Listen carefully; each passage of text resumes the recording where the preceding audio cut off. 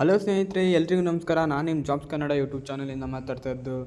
ಸ್ನೇಹಿತರೆ, ಈ KPTCನ ಏನು ಹುದ್ದೆ ಬಿಟ್ಟಿದ್ರು, ಆ ಹುದ್ದೆಯ ತುಂಬ ಜನ ಕೇಳ್ತಿದ್ದಾರೆ ಸೆಲೆಕ್ಷನ್ ಪ್ರೋಸೆಸ್ ಹೇಗಿರುತ್ತೆ ಅಂತ. ಸ್ನೇಹಿತರೆ, ಸೆಲೆಕ್ಷನ್ ಪ್ರೋಸೆಸ್ ಬಂದುಬಿಟ್ಟು ಅವ್ರು ನೋಟಿಫಿಕೇಷನಲ್ಲಿ ಆಲ್ರೆಡಿ ತಿಳಿಸಿದ್ದಾರೆ ಹೇಗಿರುತ್ತೆ ಅಂತ. ಇನ್ನೊಂದ್ಸಲ ಹೇಳ್ತೇನೆ, ದಯವಿಟ್ಟು ಕರೆಕ್ಟಾಗಿ ಕೇಳಿಸ್ಕೊಳ್ಳಿ. ಸೆಲೆಕ್ಷನ್ ಪ್ರೋಸೆಸ್ ಸ್ನೇಹಿತರೆ, ಕಂಬ ಹತ್ತೋದು 8 ಮೀಟರ್ ಕಂಬ ಹತ್ತೋದು ಏನಿರುತ್ತೆ ಅದು ಕಂಪಲ್ಸರಿ. ಅದನ್ನು ವೀಡಿಯೋ ಕೂಡ ಮಾಡ್ಕೊಳ್ತಾರೆ ಸ್ನೇಹಿತರೆ. ಯಾವ ಥರ ವೀಡಿಯೋ ಅಂದರೆ ಫುಲ್ ಪ್ರೊಫೆಷ್ನಲ್ಸ್ ವೀಡಿಯೋನ ಕಳಿಸಿ ಅವ್ರನ್ನೇ ವೀಡಿಯೋಗೆ ಮಾಡಿಸ್ಕೊಂಡು ಅದ್ರ ಪ್ರೂಫ್ ಇಟ್ಕೊತಾರೆ ಸ್ನೇಹಿತರೆ, ಯಾವ ಥರ ಹತ್ತಿದ್ರು ಅಂತ. ಎಲ್ಲರೂ ಅನ್ಕೊತಾರೆ, ಕೆಲವೊಬ್ರು ಇನ್ಫ್ಲುಯೆನ್ಸ್ ಇದ್ರೆ ಹೋಗ್ತಾರೆ, ಹಾಗಿದ್ರೆ ಹೋಗ್ತಾರೆ. ಯಾವ ಕಾರಣಕ್ಕೂ ಹೋಗಲ್ಲ ಬ್ರೋ. ಇದ್ದರೆ ಇದು ಮಾತ್ರ ಮಸ್ಟ್ ಆ್ಯಂಡ್ ಶುಡ್ ಆಗಿರುತ್ತೆ. ಕಂಬ ಹತ್ತೋದು ಮಾತ್ರ ಮಸ್ಟ್ ಆ್ಯಂಡ್ ಶುಡ್ ಆಗಿರುತ್ತೆ. ನೆಕ್ಸ್ಟು ಈಗ ಕೆಳಗಡೆ ಬರುವ ನಾಲ್ಕು ಆಟಗಳಲ್ಲಿ 2 ಆಟಗಳಲ್ಲಿ ನಾವು ಪಾಸ್ ಆದರೆ ಸಾಕು. 2 ಅಂದರೆ 100 ಮೀಟರ್ ಓಟ 14 ಸೆಕೆಂಡ್ಗಳಲ್ಲಿ ಓಡೋದು, ಅಥವಾ ಸ್ಕಿಪ್ಪಿಂಗು, ಅಥವಾ ಶಾರ್ಟ್ ಪುಟ್ಟು, ಅಥವಾ 8 ಮೀಟರ್ ಓಟ. ಇವು 4ರಲ್ಲಿ 2ರಲ್ಲಿ ನಾವು ಪಾಸ್ ಆದರೆ ಸಾಕು, ಬೇರೆ ಏನು ಬೇಡ. ಅವೆರಡರಲ್ಲಿ ಪಾಸ್ ಆದರೆ ಖಂಡಿತವಾಗಿಯೂ ನಮ್ಮ ಸೆಲೆಕ್ಷನ್ ಆಗುತ್ತೆ. 1:5 ರೇಷಿಯೋದಲ್ಲಿ ಸೆಲೆಕ್ಷನ್ ಆಗುತ್ತೆ. 1:5 ಅಂದರೆ ಒಂದು ಹುದ್ದೆಗೆ 5 ಜನ. ಈಗ ಎಟ್ ಎ ಟೈಮ್ ಕಂಬ ಹತ್ತಿರದಲ್ಲೂ ಅಷ್ಟೇ. ಈಗ ಒಂದು ಹುದ್ದೆಗೆ 5 ಜನನ ಎಟ್ ಎ ಟೈಮಲ್ಲಿ ಬಿಡ್ತಾರೆ. ಯಾರ್ಯಾರು ಹತ್ತಾರೋ ಅವ್ರದ್ದೆಲ್ಲ ವೀಡಿಯೋ ಮಾಡ್ಕೊಳ್ತಾರೆ. ಯಾರ್ಯಾರು ಹತ್ತಿಲ್ಲ ಅವರು, ಯಾರು ಕಂಬ ಹತ್ತೋದಿಲ್ಲವೋ ಅವರಿಗೆ ಎರಡನೇ ಚಾನ್ಸ್ ಅನ್ನೋದೇ ಇಲ್ಲ. ಸೆಕೆಂಡ್ ಚಾನ್ಸ್ ಗ್ಯಾರಂಟಿ ಇಲ್ಲ. ಅದನ್ನು ತಲೆಯಲ್ಲಿ ಇಟ್ಕೊಂಡಿರಿ ಸ್ನೇಹಿತರೆ. ನೀವು ಹತ್ತೋರೆಲ್ಲರೂ ಪ್ರಾಕ್ಟೀಸ್ ಮಾಡ್ಕೊಳ್ಳಿ. ನಾನು ಈಗಾಗಲೇ ಹೇಳಿದ್ದೇನೆ, 90+ ಇರೋರು ಯಾರ್ಯಾರಿದ್ದೀರಾ ಈಗಾಗಲೇ ಫಿಸಿಕಲಿ ರೆಡಿಯಾಗಿ.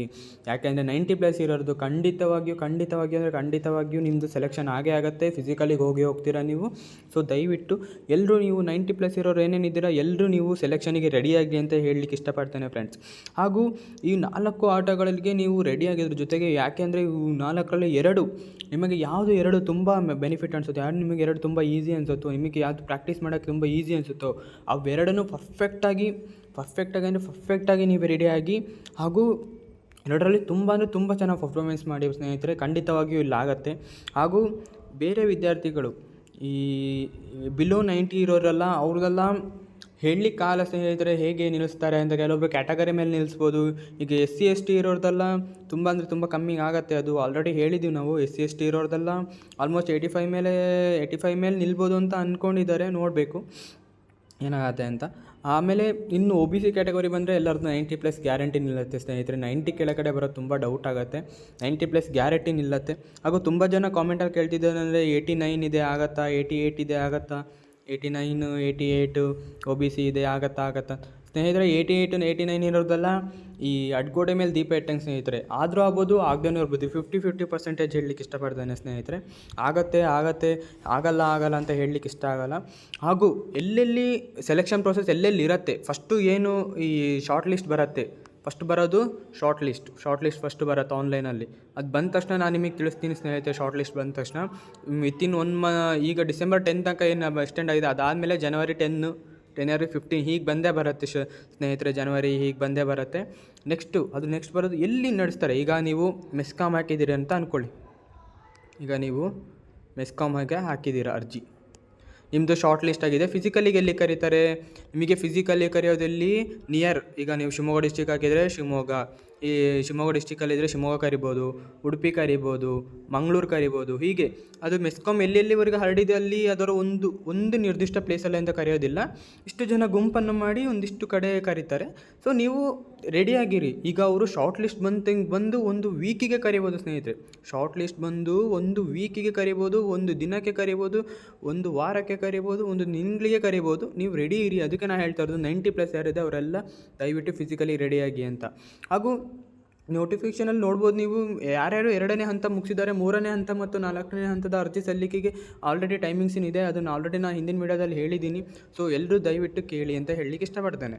ಹಾಗೂ ಈ ನಂದು ಹೊಸ ಅಕೌಂಟ್ ಆಗಿರೋದು ದಯವಿಟ್ಟು ಎಲ್ಲರೂ ಸಬ್ಸ್ಕ್ರೈಬ್ ಮಾಡ್ಕೊಳ್ಳಿ ಸ್ನೇಹಿತರೆ. ಯಾರ್ಯಾರು ವೀಡಿಯೋ ನೋಡ್ತಿದ್ದೀರಾ ದಯವಿಟ್ಟು ಸಬ್ಸ್ಕ್ರೈಬ್ ಮಾಡಿ.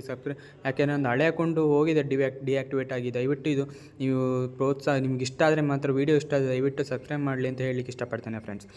ಹಾಗೂ ಸ್ನೇಹಿತರೆ, ನೀವು ಫಿಸಿಕಲ್ಲಿಗೆ ಹೋದಾಗ ಏನೇನು ಡಾಕ್ಯುಮೆಂಟ್ಸ್ ಬೇಕಾಗ್ಬೋದು ಅಪ್ಲಿಕೇಶನ್ ಫಾರಮ್ ಏನಿದೆ ಅದು ಬೇಕಾಗುತ್ತೆ. ಅಪ್ಲಿಕೇಶನ್ ಫಾರಮ್ಮು, ನಿಮ್ಮ SSLC ಅಂಕಪಟ್ಟಿ ಬೇಕಾಗ್ಬೋದು. ಹಾಗೂ ನಿಮ್ಮ ಕ್ಯಾಸ್ಟ್ ಮತ್ತು ಇನ್ಕಮಿನ್ ಬೇಕಾಗ್ಬೋದು. ಹಾಗೆ ನಿಮ್ಮ ಆಧಾರ್ ಜೆರಾಕ್ಸ್ ತೊಗೊಂಡಿರಿ. ಅಥವಾ ನಿಮ್ಮ ಐಡೆಂಟಿ ಕಾರ್ಡ್ ಯಾವ್ದಾದ್ರು ತೊಗೊಂಡಿರಿ, ಅದು ತುಂಬ ಉಪಯುಕ್ತ ಆಗೋದು ಐತೆ. ಆದರೆ ನೀವು ಅಪ್ಲಿಕೇಶನ್ ಮಾತ್ರ ಯಾವ ಕಾರಣಕ್ಕೂ ಮರೆಯೋಂಗಿಲ್ಲ. ಯಾಕೆಂದರೆ ನಾ 3 ಇಯರ್ಸ್ ಬ್ಯಾಕ್ ಬಿಟ್ಟಾಗ ಅಪ್ಲಿಕೇಶನ್ ಬಿಟ್ಟು ತುಂಬ ಜನ ಕೆಲಸ ಕಳ್ಕೊಂಡವರು ಇದ್ದಾರೆ, ಸೆಲೆಕ್ಟ್ ಆಗದೇ ಇರೋರು ಇದ್ದಾರೆ. ಸೊ ಅಪ್ಲಿಕೇಶನ್ನ ಯಾವ ಕಾರಣಕ್ಕೂ ಬಿಡಬೇಡಿ. ಹಾಗೂ ಸ್ನೇಹಿತರೆ, 3 ಇಯರ್ಸ್ ಬ್ಯಾಕ್ ಏನು ಕಳಿದ್ರು, ಆವಾಗ ಅವರಿಗೆ ಫಿಸಿಕಲ್ ಮಾಡಿದಾಗ ಸೇಮ್ ಇದೇ ಥರನೇ ಇತ್ತು. ತುಂಬ ಜನ ಇದ್ದರು ಅಪ್ಲಿಕೇಶನ್ ಹಾಕ್ತಾರೋ. ಬಟ್ ಏನಾಗುತ್ತೆ ಅಂದರೆ, ತುಂಬ ಜನ ಏನಾಗುತ್ತೆ, ಕಂಬ ಹತ್ತೋದಿದೆಯಲ್ಲ, ಅದು ಮ್ಯಾಂಡೇಟರಿ. ಬಟ್ ತುಂಬ ಜನ ಹತ್ತೋದಿಲ್ಲ ಸ್ನೇಹಿತರೆ. ಆ ಹತ್ತದೇ ತುಂಬ ಜನ ಹತ್ತೋದಿಲ್ಲ, ಅದು ನಮಗೆ ಪ್ಲಸ್ ಪಾಯಿಂಟ್ ಆಗುತ್ತೆ. ಆ ಪ್ಲಸ್ ಪಾಯಿಂಟನ್ನು ನಾವು ಯೂಸ್ ಮಾಡಿಕೊಂಡು ಕಂಬ ಹತ್ತಲೇಬೇಕು.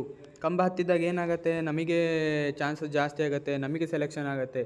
ಕಂಬ ಹತ್ತೋದೇನಿದೆ, ನಾವು ಜಸ್ಟ್ ಇಲ್ಲಿ ತನಕ ಹತ್ತೋದಲ್ಲ, ಕಂಪ್ಲೀಟ್ ಇಲ್ಲಿ ತನಕ ಹತ್ತಿ ಇದನ್ನು ಮುಟ್ಟಿ ಮತ್ತು ನಿಧಾನಾಗಿ ಇಳಿಬೇಕು. ನೀವು ಎಷ್ಟು ಬೇಗ ಹತ್ತೀರಿ, ಎಷ್ಟು ಬೇಗ ಇಳಿತೀರ ಅನ್ನೋದು ಅಲ್ಲಿ ಸ್ನೇಹಿತರೆ, ನೀವು ಅಲ್ಲಿ ಮಾಡಲ್ಲ. ನೀವು ಹೇಗೆ ಹತ್ತಿದ್ದೀರಾ ಇಲ್ಲ, ಅದೇ ನಿಮಗೆ ಆಗೋದು.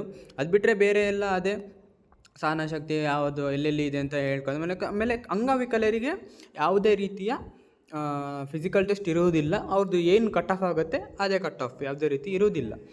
ಅದೇ ಸ್ನೇಹಿತರೆ, ಇಷ್ಟೇ ಸೆಲೆಕ್ಷನ್ ಪ್ರೋಸೆಸ್ ಅನ್ನೋದು ಇಷ್ಟೇ ಇರುತ್ತೆ. ಮತ್ತು ಬೇರೆ ಏನಾದರೂ ನೋಟಿಫಿಕೇಷನ್ ಅಥವಾ ಬೇರೆ ಏನಾದರೂ ಇದರಲ್ಲಿ ತಿದ್ದುಪಡಿ ಮಾಡೋಕ್ಕೆ ಬಿಟ್ಟರೆ ನಾನು ನಿಮಗೆ ಬೇರೆ ವಿಡಿಯೋದಲ್ಲಿ ತಿಳಿಸ್ಕೊಡ್ತೀನಿ ಸ್ನೇಹಿತರೆ.